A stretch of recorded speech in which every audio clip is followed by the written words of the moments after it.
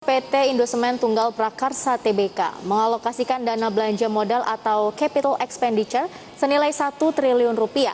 Indosemen mengintip sejumlah peluang termasuk mengantisipasi permintaan dari pengembangan calon ibu kota negara di Kalimantan Timur.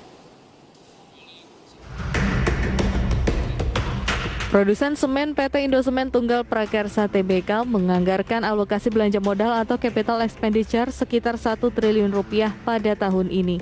Dana tersebut rencananya akan difokuskan sebagai modal perbaikan dan pemeliharaan beberapa aspek operasional perusahaan untuk melancarkan proses produksi dan distribusi semen di sepanjang tahun. Produsen semen 3 roda ini memperkirakan pertumbuhan pasar semen domestik di kisaran 4 hingga 5% pada tahun 2022. Optimisme itu terutama didasari oleh pemulihan ekonomi yang mulai terjadi di berbagai sektor. Terkait realisasi penjualan semen di sepanjang 2021, perseroan memaparkan secara keseluruhan pasar semen domestik mengalami pertumbuhan positif sekitar 4,3%. Pertumbuhan tersebut ditopang oleh semakin membaiknya permintaan semen kantong. Indosemen mencatat pertumbuhan penjualan semen domestik pada 2021 sebesar 3% dibandingkan tahun 2020 dengan total volume penjualan mencapai hampir 17 juta ton.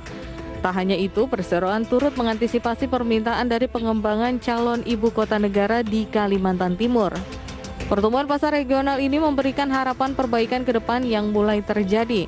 Kendati demikian, pada tahun ini masih terjadi tekanan di pasar domestik, terutama semen curah di Pulau Jawa, akibat pembatasan mobilitas yang lebih ketat dibandingkan luar Pulau Jawa, termasuk terbatasnya infrastruktur dan proyek komersial.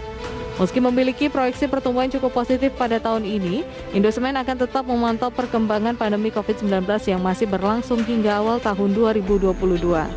Berbagai sumber IDX Channel.